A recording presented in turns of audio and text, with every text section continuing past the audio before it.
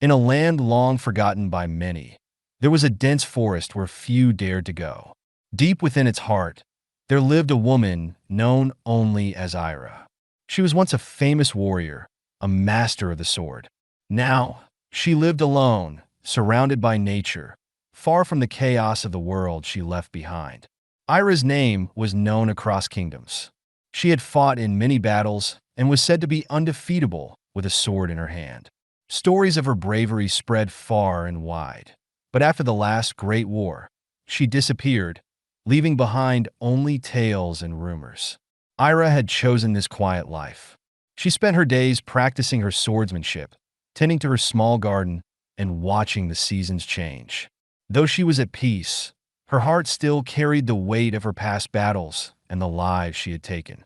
One cold evening, as Eira sharpened her sword by the fire, there was a knock on her door. She hadn't had visitors in years.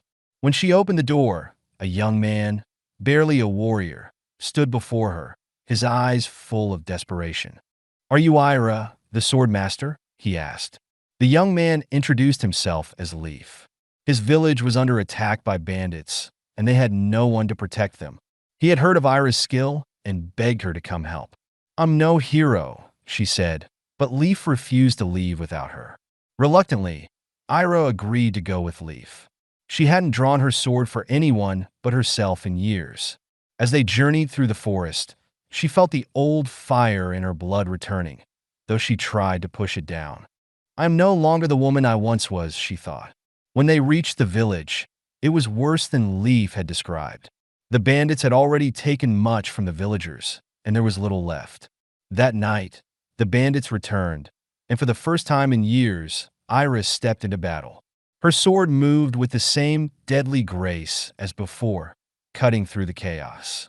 The battle was long and bloody, but with Eira leading the defense, the villagers fought back. The bandits, who had been terrorizing the village for months, were unprepared for the skill of the old warrior. By dawn, the village was safe and the bandits had fled. After the battle, the villagers gathered to thank Eira. They called her a hero, but Eira only felt tired.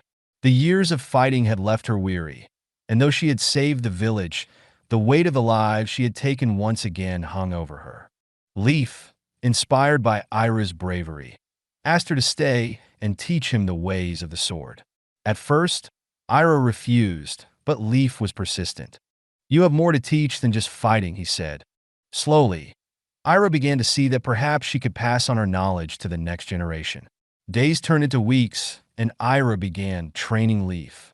He was eager to learn, but his lack of experience showed in every swing. Eira was patient, guiding him through each mistake, reminding him that the sword was not just a weapon, but an extension of oneself. As she trained Leif, Eira found herself remembering her own training long ago. She had been young, like him, full of dreams and hope. But the wars had changed her, made her cold and distant. Now, teaching Leif, she saw a chance to change her own path. One morning, as Eira and Leif trained, a rider came to the village with news. The bandits had regrouped and were seeking revenge.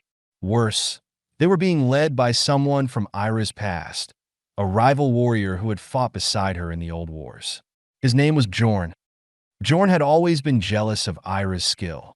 During the wars, he had tried to defeat her many times, but had always failed. Now he had returned, seeking to finally best her. "He won't stop until he fights you," Leif said. Eira knew this was true. Eira and Leif spent days preparing the village for the attack. Eira's old instincts returned as she trained the villagers and fortified their defenses. But she knew that no matter how strong their defense, the real battle would be between her and Bjorne. The day of the battle came.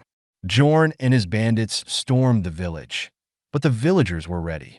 Eira stood at the center of the village, waiting for Bjorne. When he arrived, he challenged her to a duel, just as she knew he would. "This ends today," he said. The duel was fierce. Bjorne was stronger, but Eira was faster, her movements precise and deadly. The two warriors clashed, their swords ringing through the air. For a moment, it seemed like Bjorne might overpower her, but Eira's years of experience gave her the edge. With one swift movement, Eira disarmed Bjorne, sending his sword flying. He fell to the ground, defeated. But instead of delivering the final blow, Eira lowered her sword. "It's over," she said. "I'm not the same person I was before." Bjorne, realizing his defeat, fled. The village celebrated their victory, but Eira felt no joy in the violence.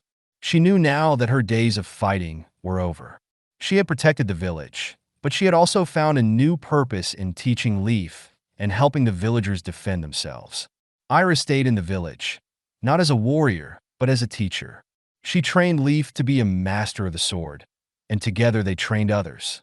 The village became known for its skilled fighters, but Eira knew that her true victory was not in battle, but in passing on her knowledge to the next generation.